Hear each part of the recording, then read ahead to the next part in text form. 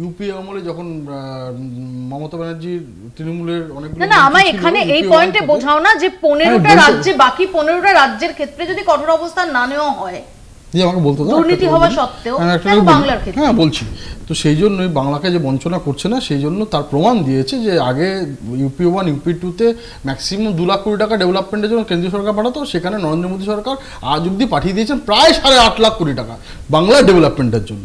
এবার আসছি আপনার 100 দিনের কাজে। আপনি নিজেই বললেন একটু আগে, সবাই মিলে বলছিলেন যে দুর্নীতি হয়েছে, গুজরাটের পুলিশ গুজরাটের এক মন্ত্রীর ছেলেকে অ্যারেস্ট করে গাড়োতে পড়েছে।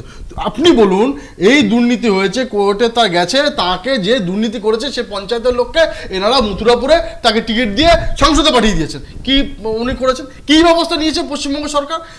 এটাই তো এই একটা আছে যে দুর্নীতি হলে ব্যবস্থা নিতে হবে, সেই ব্যবস্থা নেয়নি। প্রত্যেকটা যেখানে বিজেপি সরকারও বিজেপির সাথে আছে, বিজেপির সাথে মানে অবিজেপি সরকারও যেখানে আপনার চুরি হয়েছে, তারাও কিন্তু 100% এই অ্যাক্টের সাথে দিয়ে যারা যারা চুরি করেছে তাদের ব্যবস্থা নিয়েছে, কিন্তু একমাত্র মমতা ব্যানার্জি সরকার ব্যবস্থা নেয়নি। এবং আমরা দেখেছি একমাত্র তোমাদের সরকারই ব্যবস্থা নেয়নি, এবং যে কারণে একমাত্র কোট আনকোট পানিশমেন্ট এই রাজ্য।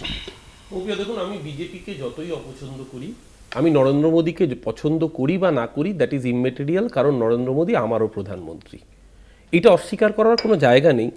যুক্তরাষ্ট্রীয় কাঠামোয় রাজ্যের নির্দিষ্ট ক্ষমতা রয়েছে এবং যুক্তরাষ্ট্রীয় কাঠামোয় কেন্দ্র রাজ্য একটা সহাবস্থানের জায়গাও রয়েছে। আপনার অডিও ভিজুয়ালে আমি দেখছিলাম যে 15টা রাজ্য যারা ডাবল ইঞ্জিনের শাসিত রাজ্য, তাদের 101 কোটি টাকা দুর্নীতি হয়েছে। আজকে সেন্ট্রাল গভর্নমেন্টের কাছে লিখিত আকারে প্রশ্ন করা হয়েছিল, আমাদের সাংসদরা প্রশ্ন করেছিলেন, তার উত্তরে কেন্দ্রীয় সরকার লিখিতভাবে জানিয়েছিল যে জব কার্ডের দুর্নীতির কথা যেটা বলছেন, সবচেয়ে বেশি জব কার্ডে ইরেগুলারিটি পাওয়া গেছে যে রাজ্যটি, তার নাম মধ্যপ্রদেশ। 1 টাকাও কি মধ্যপ্রদেশে বন্ধ হয়েছে? তারপরে সেকেন্ড রাজ্যের নাম উত্তরপ্রদেশ, থার্ড রাজ্যের নাম গুজরাট। এই রাজ্যগুলোতে 1 টাকাও কি বন্ধ হয়েছে? তাহলে শুধু বেছে বেছে বাংলাকে বঞ্চনা কেন?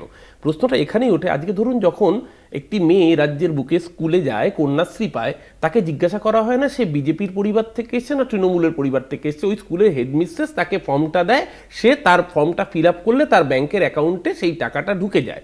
আজকে যখন লক্ষ্মীর ভাণ্ডার পায়, যেটা নিয়ে আমরা ভোটের সময় বলি বটে, কিন্তু লক্ষ্মীর ভাণ্ডার রেখা পাত্রও পাচ্ছে, লক্ষ্মীর ভাণ্ডার দিলীপ ঘোষের পরিবারও পাচ্ছে, এমনকি সুকান্ত মজুমদারের পরিবারও স্বাস্থ্যসাথীর সুবিধা পাচ্ছে। এটাই প্রমাণ করে যে যে সরকার হয় সে সকলের হয়। আমি অপছন্দ করলেও নরেন্দ্র মোদী আমার প্রধানমন্ত্রী, কিন্তু নরেন্দ্র মোদী যে কাজটা করলেন সেটা আজকে প্রমাণ করে দিয়েছে। শুধু মনরেগা আর গ্রামীণ সড়ক যোজনায় 20,000 কোটি টাকা পাই। এই যে এখানে দেখাচ্ছেন 7,300 কোটি টাকা, মৌপিয়া মাথায় রাখবেন, টাকা না দেওয়ার পরেও মমতা ব্যানার্জিকে তার নিজস্ব কোষাগার থেকে 6,900 কোটি টাকা দিতে হয়েছে 100 দিনের পেমেন্ট দেওয়ার জন্য। আমি বললাম না প্রথমেই, একটা মালিক যদি তার কর্মচারীকে কাজ করিয়ে টাকা না দেয় তাকে চিটিংবাজ বলে। আমাদের দুর্ভাগ্য, আমাদের কেন্দ্রীয় সরকারকে চিটিংবাজের রোলে দেখতে হচ্ছে।